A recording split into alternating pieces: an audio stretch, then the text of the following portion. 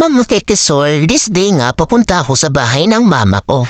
Tapos pagdating ko nga doon, sinalubong ako nitong pamangkin ko at sinasayaw-sayawan ako. Ang cute mo talaga sumayaw, bebe ko. Tapos sabi ko dito sa pamangkin at anak ko, magbasa-basa naman kayo. Gusto kong marinig kung marunong na talaga kayong bumasa. At sige nga sa'yo ng pamangkin ko, nagpapasikat nga. Tapos sinasabi niya sa akin, Tita, bili mo ko ikot, bili mo ko tlak, bili mo ko bako. Tapos wala naman akong maibigay kasi hindi rin naman ako mayaman, tambay lang din.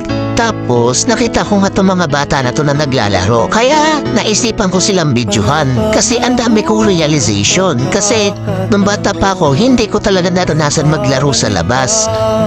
Tapos naisip ko, ang sarap talaga maging bata ulit no? Yung tipong wala kang problema sa buhay, hindi mo iniisip sa kukuha ng pagkain, pambayad ng bills at kung ano-ano.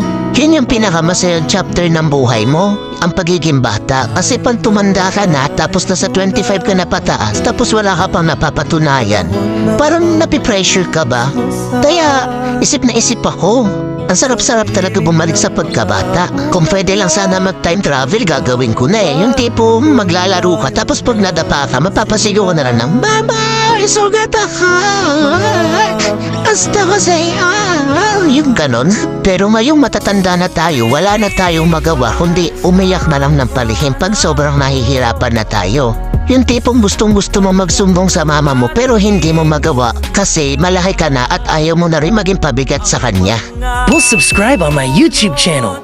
Halaman, bakit kailangan lumisan?